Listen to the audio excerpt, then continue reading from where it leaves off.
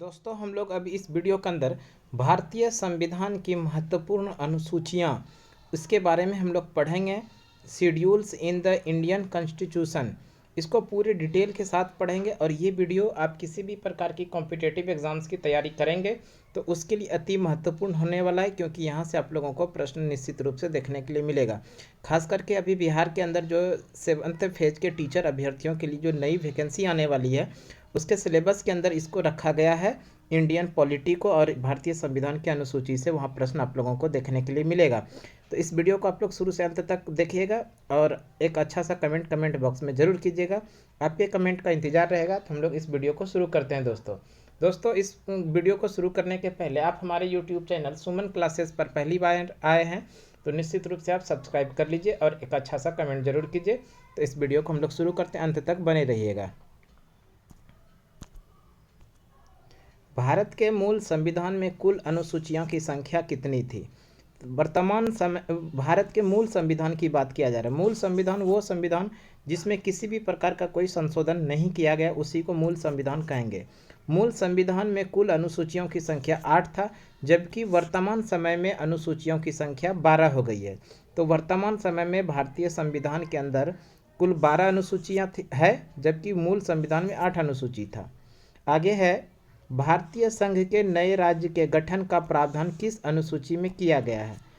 भारतीय संघ के नए राज्य का गठन का प्रावधान भारतीय संविधान के अनुसूची नंबर 1 के अंदर किया गया है।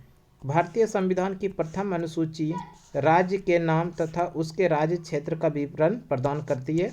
ये सभी सारा चीज़ जो है भारतीय संविधान के प्रथम अनुसूची के अंदर। आगे बात करें, भारतीय संविधान में 9वीं अनुसूची को किस संविधान संशोधन के द्वारा जोड़ा गया? तो ध्यान रखिएगा, भारत के अंदर भारतीय संविधान में पहला संशोधन होता है 1951 में, और इसी 1951 के द्वारा प्रथम संशोधन भारतीय संविधान के अंदर अनुसूची नंबर 9 जोड़ा गया। और इसमें क्या जोड़ा गया? तो ध्यान रखिएगा, भूमि सुधार से संबंधित कानून को जोड़ा गया। भूमि सुधार, ये भी इम्पोर्टेंट है, कई बार पूछा गया है।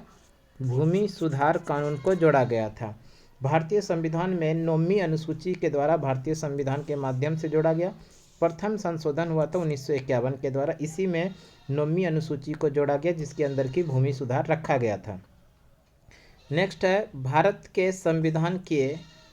संविधान की किस अनुसूची में विभिन्न राज्यों में अनुसूचित क्षेत्र के प्रशासन और नियंत्रण के लिए विशेष उपबंध है? ये भारतीय संविधान के 5वीं अनुसूची के अंदर अनुसूचित क्षेत्र में प्रशासन और नियंत्रण के लिए विशेष उपबंध है। नेक्स्ट क्वेश्चन देख लेते हैं हम लोग। नेक्स्ट क्वेश्चन है, सरकारों द्वारा शुल्क एवं कर लगाने का अधिकार संविधान के किस अनुसूची में उल्लेखित है? भारतीय संविधान के अंदर शुल्क एवं कर लगाने का अधिकार भारतीय संविधान के अनुसूची नंबर 7 के अंदर है। नेक्स्ट है, राज्य भूमि सुधार अधिनियम को संवैधानिक सुरक्षा प्रदान करने हेतु किस अनुसूची में सम्मिलित किया गया? राज्य भूमि सुधार अधिनियम को संवैधानिक सुरक्षा प्रदान करने हेतु अनुसूची में शामिल किया गया। ये 9वीं अनुसूची के अंदर शामिल किया गया था। आगे बात करते हैं, 10वीं अनुसूची को 52वां संविधान संशोधन अधिनियम 1985 के द्वारा संविधान में जोड़ा गया तथा 91वें संविधान संशोधन अधिनियम 2003 द्वारा इसमें संशोधन किया गया। इसे दल बदल विरोधी कानून भी कहा जाता है। यानी कि भारतीय संविधान के अंदर 10वीं अनुसूची जो जोड़ा गया था, 52वां संविधान संशोधन 1985 के द्वारा जोड़ा गया था। और इसके अंदर जोड़ा किया गया था, तो ध्यान रखिएगा, दल बदल कानून जोड़ा गया था।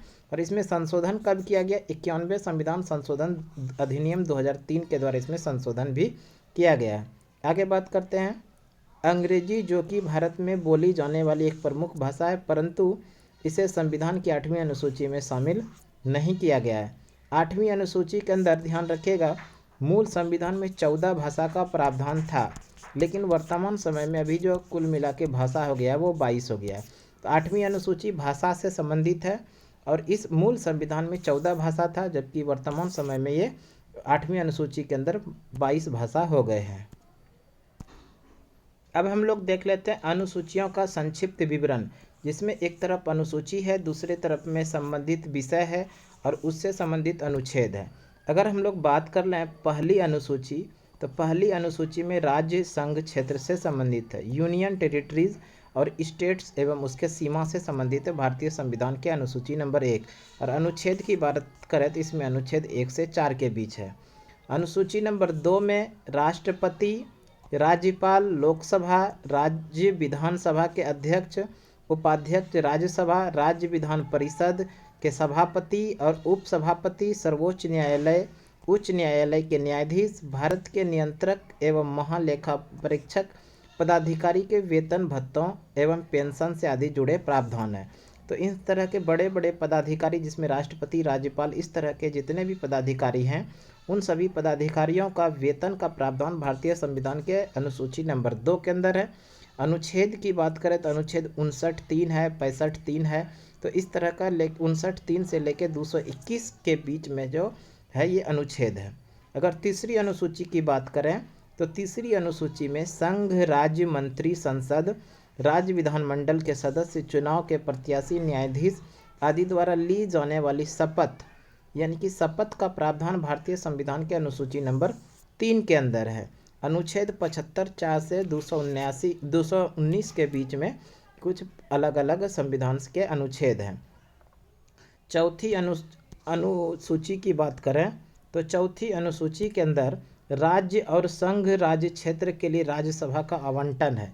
इम्पोर्टेंट है, ध्यान रखिएगा, राज्यसभा के संघ राज्य क्षेत्र के राज्यसभा के सीटों का जो आवंटन है अनुसूची नंबर 4 के अंदर है और अनुच्छेद 4A है और 82 है।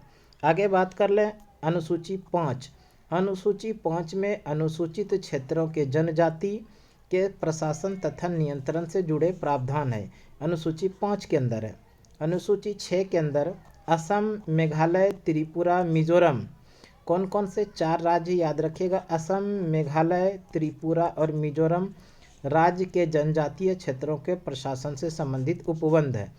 यानी इन 4 राज्य कौन कौन, असम, मेघालय, त्रिपुरा और मिजोरम के जनजातीय क्षेत्र के प्रशासन से संबंधित प्रावधान है छठी अनुसूची के अंदर और अनुच्छेद 244(2) और 275(1) के अंदर है। 7वीं अनुसूची बेहद इंपॉर्टेंट है, ध्यान रखिएगा। 7वीं अनुसूची के अंदर सूची है और ये सूची 3 प्रकार के हैं, संघ सूची, राज्य सूची और समवर्ती सूची।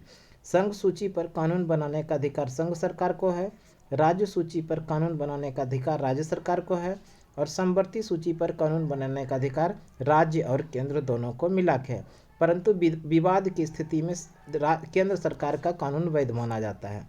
ये भारतीय संविधान के अनुसूची नंबर 7 के अंदर है और अनुच्छेद 246 के अंदर है। 8वीं अनुसूची की बात करें तो 8वीं अनुसूची में संविधान द्वारा मान्यता प्राप्त 22 भाषाओं का उल्लेख है। अनुसूची नंबर 9, इसमें भूमि सुधार की जमींदारी उन्मूलन से संबंधित अधिनियम, नियम विनिमय एवं उनके न्यायिक पुनरावलोकन से बचाने के लिए इसमें सम्मिलित किया गया है। अनुसूची नंबर 9 को भारतीय संविधान संशोधन करके 1951 में जोड़ा गया और इसके अंदर भूमि सुधार को जोड़ा गया। अनुसूची नंबर 10, इसके अंदर दल बदल के आधार पर भारतीय संसद और विधानसभा के सदस्यों निहरता से संबंधित उपबंध है और 10वीं अनुसूची को 52वां संविधान संशोधन 1985 के द्वारा जोड़ा गया। आगे बात कर लेते हैं अनुसूची नंबर 11। दोस्तों अनुसूची नंबर 11 के अंदर सबसे पहले तो ये जानते हैं अनुसूची नंबर 11 को जोड़ा कब गया है, तो ध्यान रखिएगा 73वां संविधान संशोधन